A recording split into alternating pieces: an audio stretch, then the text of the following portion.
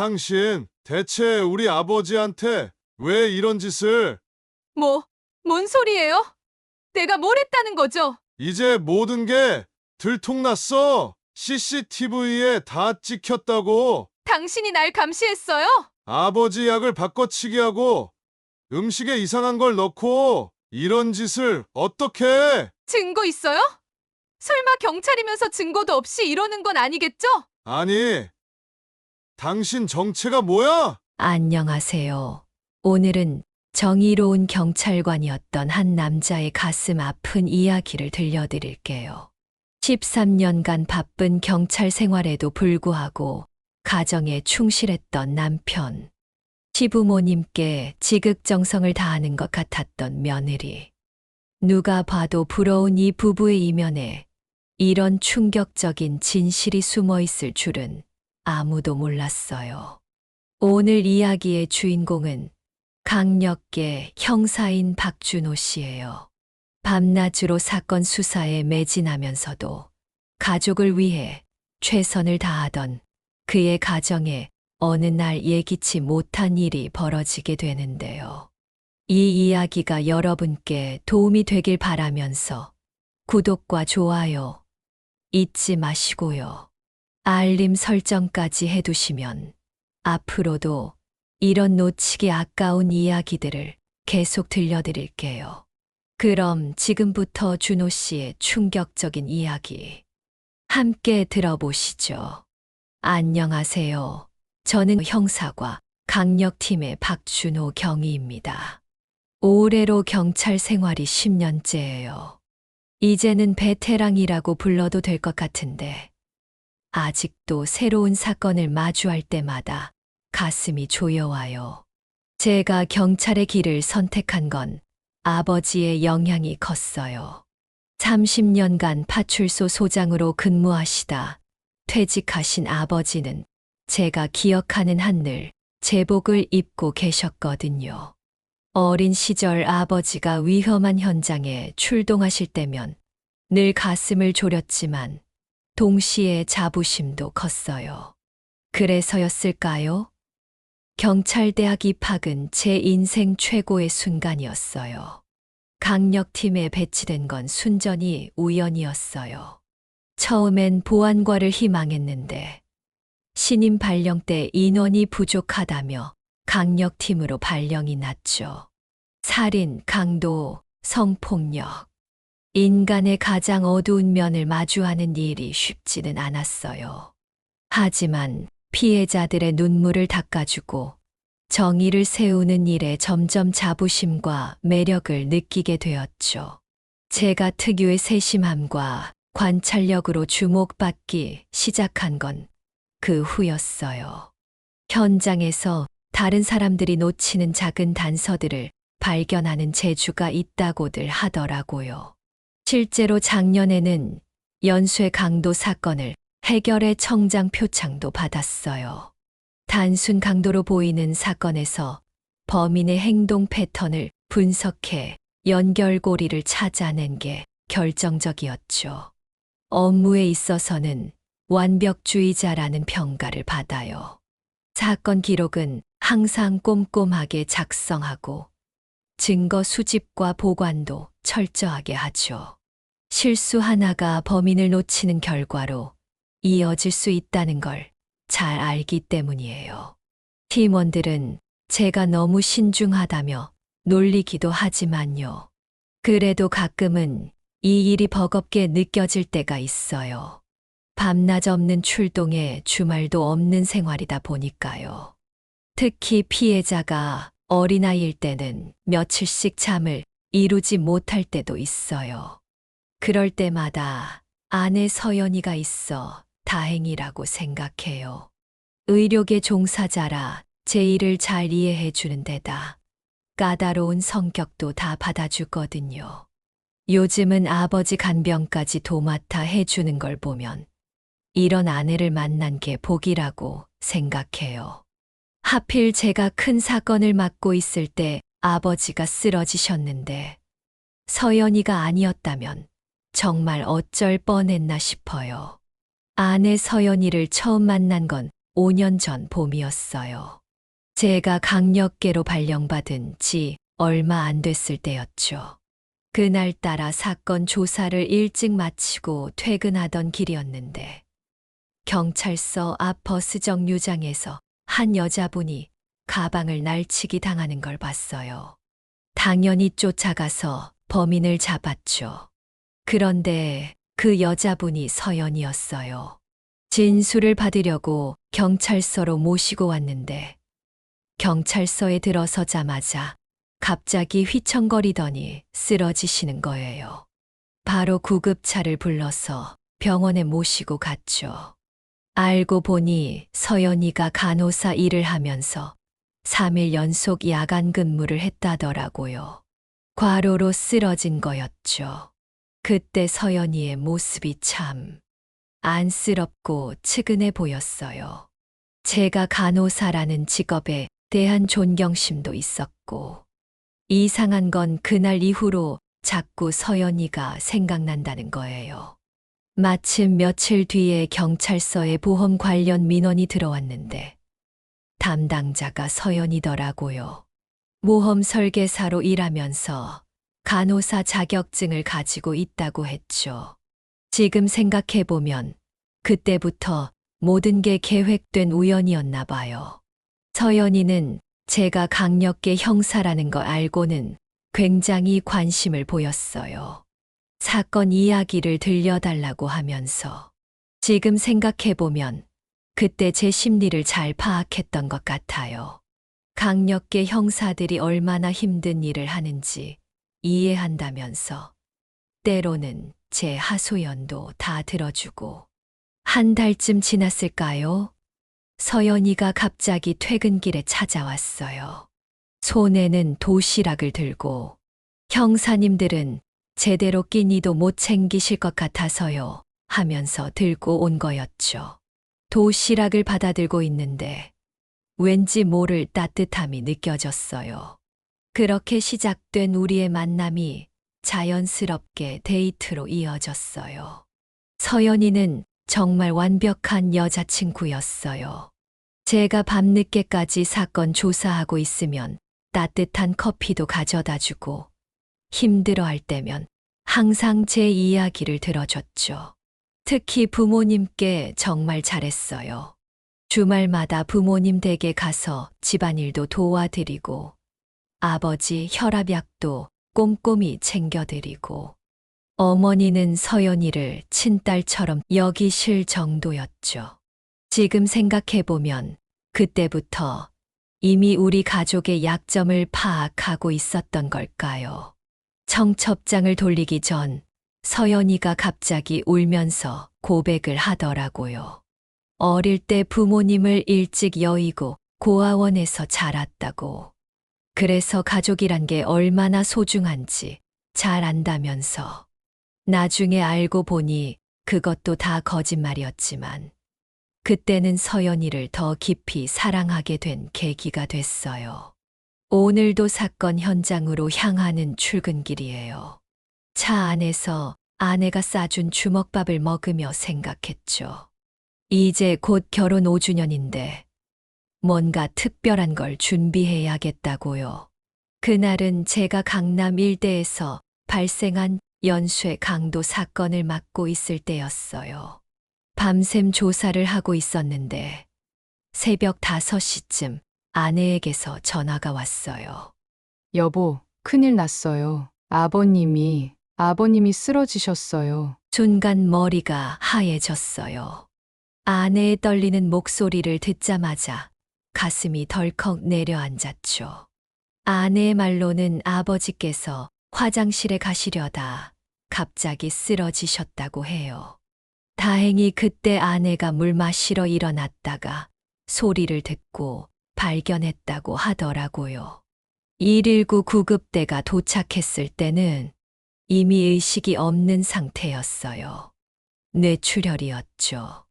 다행히 골든타임 안에 수술은 들어갔지만 오른쪽 반신이 마비되는 후유증이 남았어요.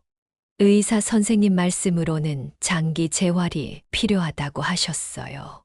그때 제가 큰 사건을 맡고 있어서 병원을 자주 찾아뵙지 못했는데 아내가 자청해서 아버지 간병을 맡아주겠다고 하더라고요. 의료계에서 일했던 경험을 살려서 재활치료도 돕고 투약 관리도 완벽하게 하겠다고 했어요. 아내는 직장도 그만두고 아버지 간병에 전념했어요. 새벽에도 수시로 일어나 아버지 상태를 체크하고 식사며 투약이며 하나하나 꼼꼼하게 챙겼죠. 재활병원 물리치료사도 우리 며느리가 최고라고 칭찬이 자자했어요. 특히 약 관리는 정말 완벽했어요. 시간마다 알람을 맞춰놓고 체크하면서 혹시라도 한 번이라도 거르지 않게 챙겼거든요. 처방전이며 복용법이며 전부 수첩에 적어가면서 관리했죠. 아내는 정말 완벽한 며느리였어요. 아버지 병수발을 들 때는 지극정성이었죠. 매일 아침 죽을 끓여드리고 재활운동도 1시간도 빼먹지 않고 도와드렸어요. 특히 외출할 때는 정말 대단했어요. 아버지 휠체어를 밀고 동네 공원을 산책하면서 지나가는 이웃들과도 인사하고 어떤 날은 휠체어를 닦으면서 눈물을 훔치는 모습을 보이기도 했어요. 주변 사람들이 저런 며느리가 어디 있나 하면서 엄지손가락을 치켜세우곤 했죠. 병원에 가면 의사 선생님께 아버지 상태를 일일이 체크하고 간호사실에도 들러서 아버지 상태를 꼼꼼히 물어보고 마치 전문 간병인 같았어요. 체온, 혈압, 식사량까지 모든 걸 수첩에 기록하면서요. 어머니도 며느리한테 완전히 마음을 열었어요. 이제 나는 신경 쓰지 말고 내일이나 봐라. 서연이가 다 알아서 해주니까 하시면서요. 저도 그런 아내가 너무 고마웠죠. 어머니도 며느리한테 모든 걸 맡기고 안심하셨어요. 저도 사건 수사에 집중할 수 있었고요. 그래서 더 믿었나 봐요. 아내를. 그 세심한 관리가, 그 완벽한 돌봄이 모두 치밀한 계획의 일부였다는 걸 그때는 전혀 몰랐어요. 아버님이 퇴원하신 지 한 달쯤 지났을 때부터 뭔가 이상한 낌새가 보이기 시작했죠. 사람들이 있을 때와 없을 때의 아내 모습이 달랐거든요. 밖에서는 아버지를 그렇게 정성껏 돌보는데 집에서 단둘이 있을 때는 한 번은 제가 일찍 들어왔다가 들었어요. 아버지가 물을 달라고 하시는데 귀찮게 하지 말라며 신경질을 내더라고요. 순간 제가 잘못 들었나 싶었죠. 또 어떤 날은 제가 야근한다고 했다가 중간에 들어왔는데 아버지가 약을 드시기 싫다고 하시니까 억지로 입을 벌려서 억지로 먹이는 거예요. 그것도 평소보다 2배는 많은 양을. 처음에는 단순한 우연이라고 생각했어요. 아버지의 재활 속도가 점점 더뎌지는 것도, 밤마다 악몽에 시달리시는 것도, 단순히 회복 과정에서 겪는 어려움이려니 했죠. 하지만 이상한 점들이 하나둘씩 눈에 들어오기 시작했어요.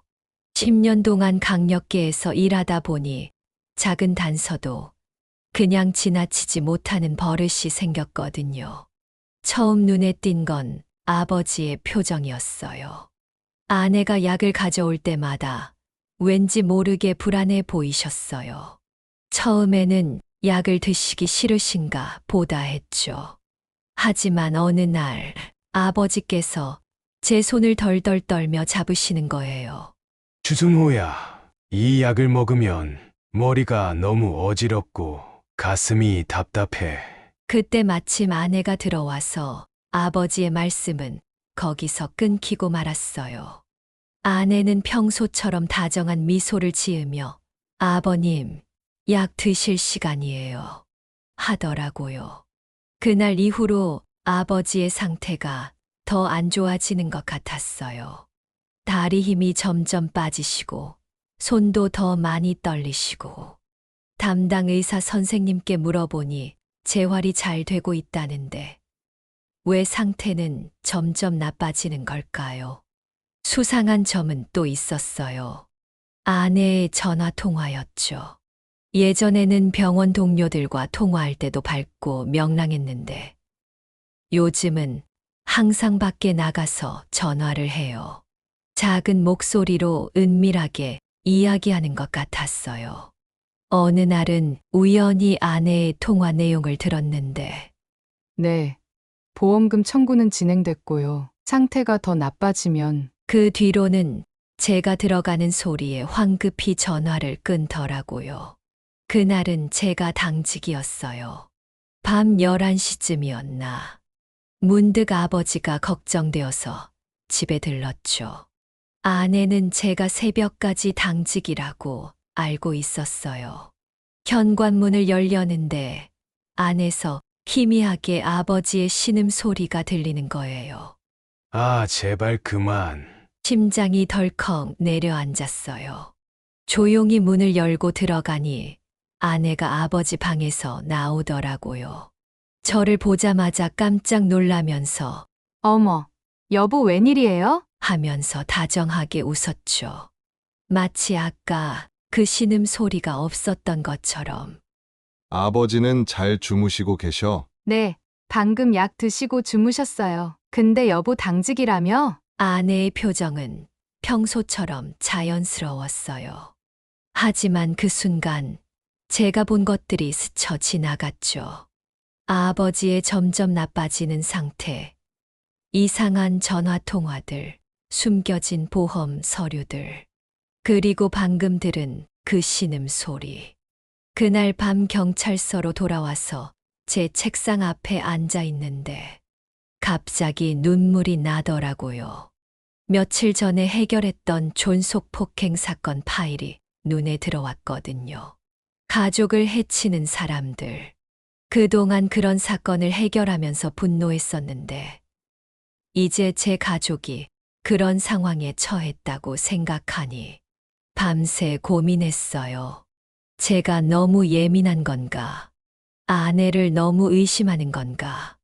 하지만 형사의 직감이 자꾸 신호를 보내는 거예요. 뭔가 잘못되어 가고 있다고. 결정적인 계기는 다음 날 아침에 있었어요. 출근하기 전에 잠깐 들른 병원에서 아버지의 주치의를 만났거든요. 박 형사님, 아버님 상태가 많이 안 좋아지셨네요.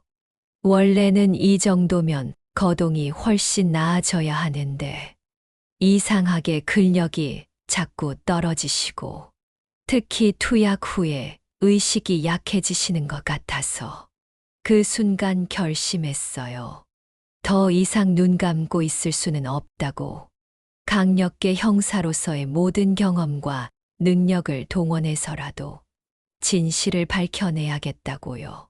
아내를 의심하고 수사한다는 게 그건 정말 제 인생에서 가장 힘든 결정이었어요. 하지만 이대로 아버지를 잃을 수는 없었어요. 그날 밤 사무실에서 수사 계획을 세우면서 아내와 찍은 결혼 사진을 보니 계속 눈물이 났어요. 아내는 사람들 앞에서는 완벽한 며느리의 모습을 보여줬지만 그 이면에는 전혀 다른 얼굴이 숨어 있었던 것 같은 느낌이 들어서 저는 마음이 너무나 혼란스러워졌어요. 하지만 아내를 계속 의심만 할 수는 없었어요. 아내의 결백을 증명하기 위해서라도 조용히 수사를 하는 것이 좋겠다는 생각이 들었죠. 그래서 저는 본격적으로 수사를 시작했어요. 강력계 형사의 모든 경험과 기술을 동원한 은밀한 수사. 하지만 그 과정은 저에게 더 큰 충격을 안겨주었어요. 수사를 시작하면서 제일 먼저 찾아간 곳이 옆집 김순자 할머니 댁이었어요. 할머니는 20년 넘게 우리 아버지 옆집에 사시던 분이라 늘 우리 집 일거수일투족을 다 보고 계셨거든요. 김순자 할머니는 처음에는 서연이 칭찬만 하시더라고요. 아이고, 준호야. 며느리 복은 타고났더라.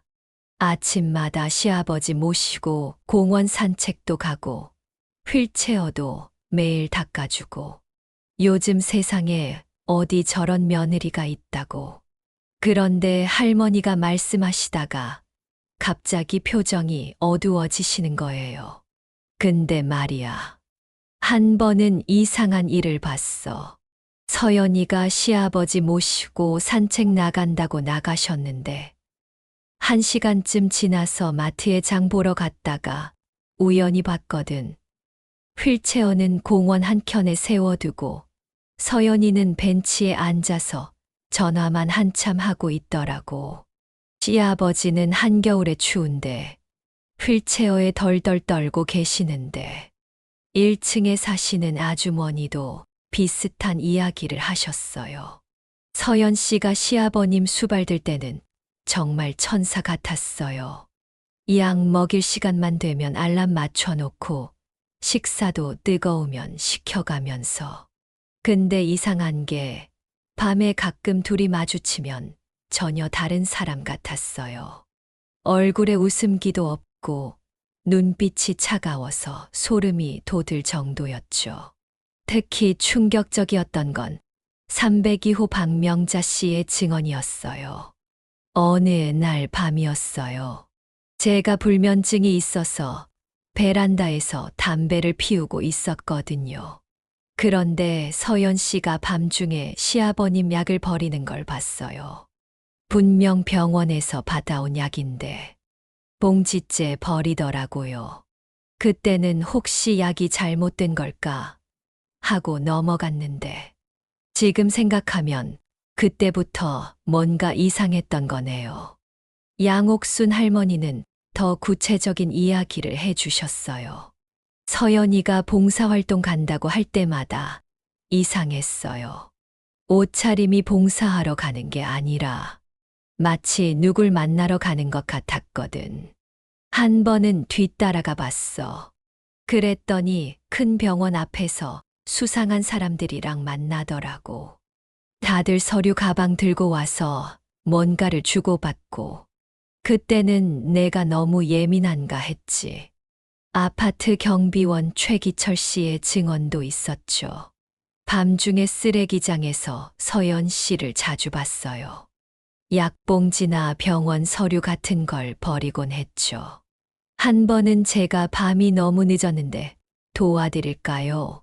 하니까 깜짝 놀라더니 아니에요, 괜찮아요 하면서 도망치듯 가더라고요. 수사가 진행될수록 이웃들의 증언이 하나둘씩 나왔어요. 누구도 확신하지는 못했지만 다들 뭔가 이상하다고 느꼈던 거죠.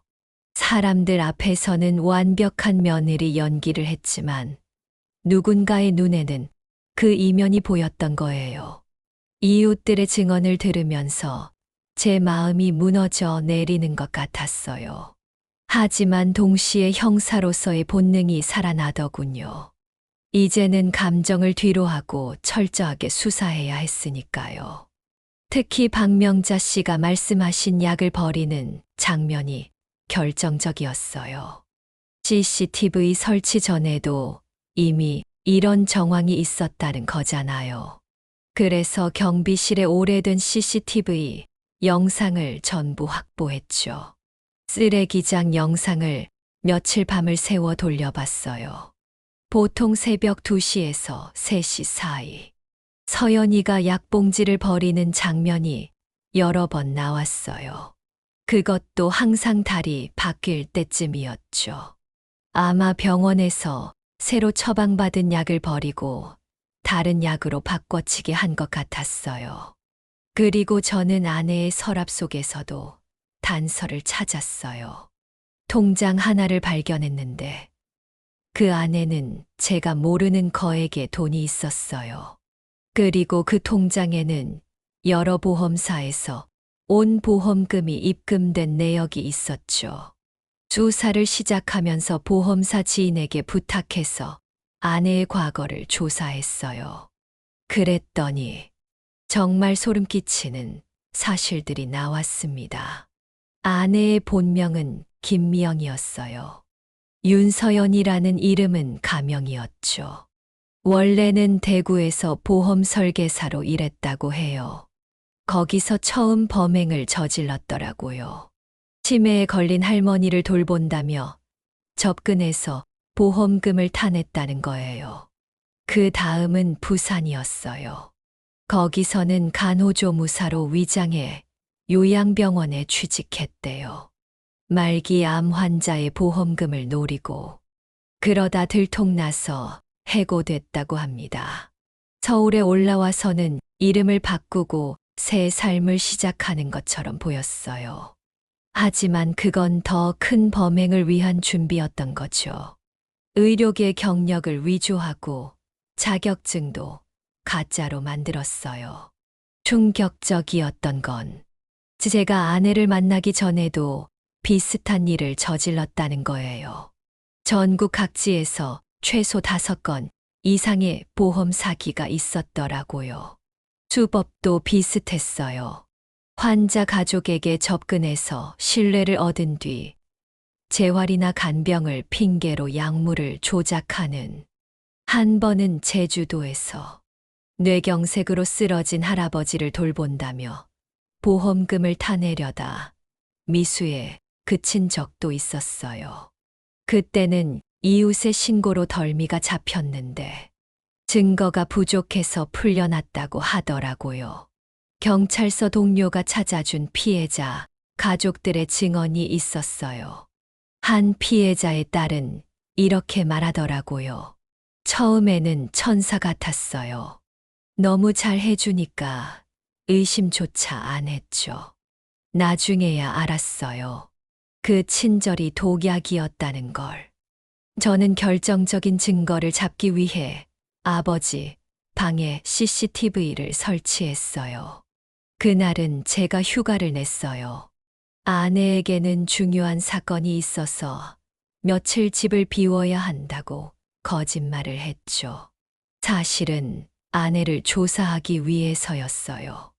먼저 아버지 방에 초소형 CCTV를 설치했어요. 강력계에서 일하면서 배운 수사 기법을 총동원했죠. 카메라는 아버지의 침대와 약이 보관된 장소를 한눈에 볼 수 있는 위치에 설치했어요. 아버지 방에 설치한 CCTV를 통해서 매일 밤 영상을 확인했어요. 처음 며칠은 별다른 게 없었는데 열흘째 되던 날 밤이었어요. 아내가 몰래 들어와서 아버지의 약을 바꿔치는 장면이 찍힌 거예요. 처방약 대신 다른 약을 섞어서 드리는 거였죠.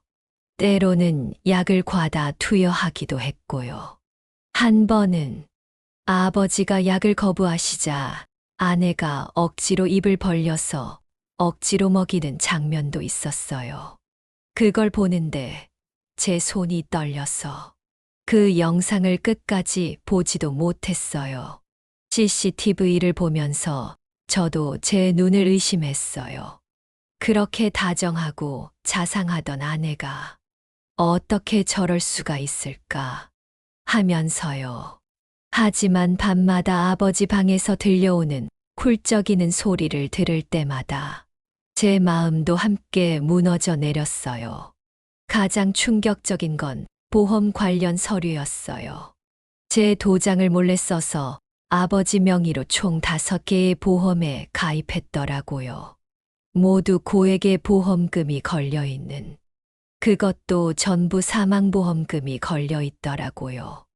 우연히 발견한 아내의 USB에서 과거 비슷한 수법의 범행 기록을 발견한 거예요.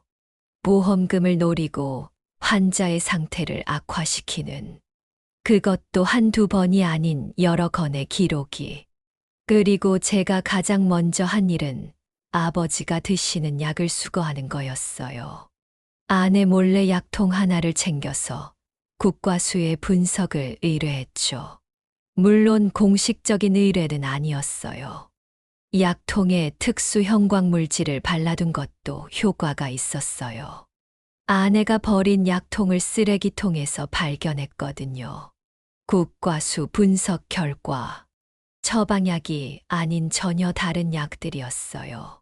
심각한 부작용을 일으킬 수 있는 약들이 아내가 바꿔치기한 약에 포함되어 있었어요. 그리고 아내의 과거도 파헤치기 시작했어요. 아내가 일했다는 병원에 직접 찾아가 보니 충격적인 사실이 드러났어요.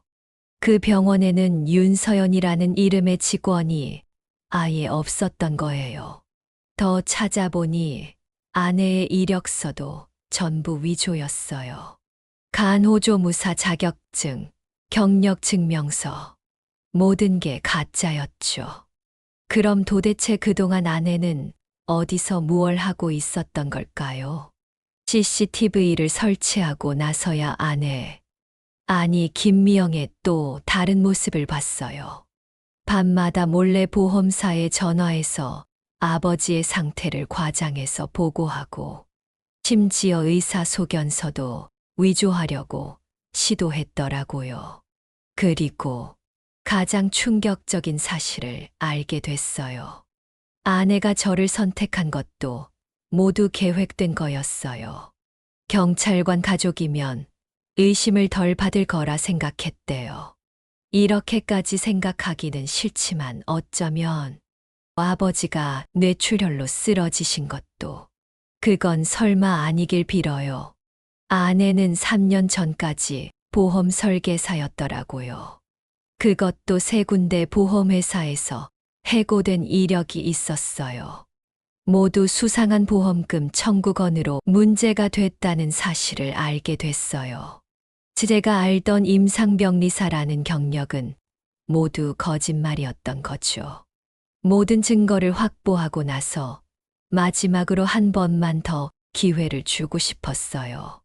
어쩌면 제가 오해한 걸지도 모른다는 그런 마지막 신락 같은 희망이랄까요. 아내를 마주 앉혀놓고 이야기를 시작했어요. 여보, 우리 아버지 약 혹시 뭔가 다른 것과 바꾼 적 없어? 그랬더니 아내는 발끈하더군요. 여보, 당신 나를 의심하는 거예요? 내가 왜 그런 짓을 해요? 당신도 봤잖아요. 내가 얼마나 정성껏 간호했는지. 그때였어요. 아내 가방에서 전화기가 울렸는데 발신자 이름이 대구 이과장이었어요. 그 순간 아내의 얼굴이 하얗게 변하더라고요. 제가 그동안 모아둔 증거들을 하나씩 보여주기 시작했죠. CCTV 영상도 보여주고 조작된 약물 성분 분석 결과도 보여줬어요. 그리고 마지막으로 아내의 과거 범죄 기록을 내밀었죠. 처음에는 완강하게 부인하더니 점점 태도가 달라지기 시작했어요. 갑자기 무릎을 꿇더니 울면서 빌기 시작하는 거예요. 오빠, 나 잘못했어. 이번만 봐주면 다시는 안 그럴게. 우리 그동안 잘 살았잖아. 제발. 그런데 그 순간에도 아내의 눈빛은 차가웠어요. 눈물을 흘리면서도 이미 다음 변명거리를 생각하는 것 같은 그런 계산적인 눈빛이었죠. 결국 동료들을 불렀어요. 이미 대기하고 있던 형사들이 들어왔고 아니 김미영은 현행범으로 체포됐어요. 체포되는 순간에도 소리를 지르더군요. 당신이 날 이렇게 배신하다니. 내가 당신을 얼마나 사랑했는데. 하면서요. 하지만 전 알고 있었어요. 그 말조차도 거짓이라는 걸. 아내가 체포된 후 검찰 조사 과정에서 더 충격적인 사실들이 나왔어요. 전국 각지에서 저지른 보험 사기 건수가 최소 9건이었고 피해액만 해도 수억 원이 넘었대요. 재판 과정은 힘들었어요. 그동안의 모든 일이 낱낱이 공개되는데 피해자 가족들의 증언을 들을 때마다 가슴이 무너지는 것 같았죠. 하지만 이상하게도 아니, 김미영은 끝까지 반성하는 기색이 없었어요. 1심에서 징역 15년을 선고받았어요. 항소했지만 오히려 더 많은 증거가 나와서 형량이 늘어났죠. 결국 징역 18년이 확정됐어요. 그런데 말이에요. 아내가 구속되고 나서 신기한 일이 일어났어요. 아버지의 건강이 눈에 띄게 좋아지시는 거예요. 처음에는 병원에서도 의아해했죠. 갑자기 근력이 돌아오시고 말씀도 또렷해지시고 저도 천천히 일상으로 돌아왔어요. 주변에서 많이 걱정했는데 오히려 일에 더 집중하게 됐어요. 특히 보험 사기 사건을 맡으면 더 꼼꼼히 살펴보게 되더라고요. 제 경험이 다른 피해자들을 도울 수 있다면 그런 생각으로요. 아버지는 요즘 동네 경로당에서 장기도 두시고 외출도 자주 다니신대요. 처음 쓰러지셨을 때랑 비교하면 정말 기적 같은 일이죠. 어머니도 많이 달라지셨어요. 며느리한테 모든 걸 맡기고 방관자처럼 계시다가 이제는 직접 나서서 아버지 돌보시는 게 삶의 낙이래요. 둘이서 공원 산책하시는 모습을 보면 마치 새로 연애하시는 것 같다니까요. 동료들이 그래요. 이제 새로운 인연을 찾아보는 게 어떻겠냐고. 하지만 전 아직 그럴 준비가 안 된 것 같아요. 대신 주말마다 부모님이랑 시간을 보내고 가끔은 등산도 다니면서 천천히 마음을 치유하고 있어요. 얼마 전에는 아버지가 저한테 이런 말씀을 하시더라고요. 준호야, 내가 우리 아들이어서 참 다행이다 하시면서 그 말씀을 듣는데 눈물이 나더라고요. 네, 어둠이 깊었던 만큼 그 뒤에 찾아온 빛이 더 밝았나 봐요. 저희 가족은 이제 새로운 일상을 살아가고 있어요. 특히 아버지는 요즘 동네 할아버지들과 등산 동호회를 만드셨다고 해요. 예전에는 꿈도 못 꾸던 일이죠. 어머님도 이제는 매일 일기를 쓰시면서 둘의 일상을 기록하신대요. 저는 마지막으로 이렇게 말씀드리고 싶어요. 때론 가장 가까운 사람에게 가장 큰 상처를 받기도 하지만 그 상처를 이겨내고 나면 우리는 더 강해질 수 있다는 걸 깨달았어요. 그리고 진정한 가족의 의미도 알게 됐고요. 자, 여러분. 이렇게 준호 씨 가족의 이야기가 끝이 났네요. 여러분, 오늘 들려드린 이야기는 사랑하는 사람의 배신으로 시작됐지만 결국은 희망과 치유의 이야기로 끝이 났네요. 때로는 우리 삶에 예기치 못한 큰 시련이 찾아올 수 있어요. 하지만 그 시련을 이겨내고 나면 우리는 더 단단해질 수 있다는 걸 준호 씨의 이야기가 우리에게 잘 보여준 것 같네요. 5년이라는 긴 시간 동안 완벽한 아내와 며느리의 모습으로 가장했던 서연 씨. 그리고 그 배신의 아픔을 이겨내고 새로운 삶을 시작한 준호 씨 가족의 이야기를 들으시면서 여러분은 어떤 생각이 드셨나요? 특히 요즘처럼 보험 사기가 늘어나는 시기에 우리 주변에도 이런 일이 있을 수 있다는 게 정말 무섭지 않으신가요? 혹시 여러분의 주변에서도 비슷한 일을 겪으신 분이 계신다면 댓글로 이야기를 나눠주세요. 그리고 준호 씨처럼 힘든 시기를 겪고 계신 분이 있다면 그분들을 위해 여러분의 따뜻한 위로의 댓글도 남겨주시면 좋겠어요. 아마 그분들에게는 큰 힘이 될 거예요.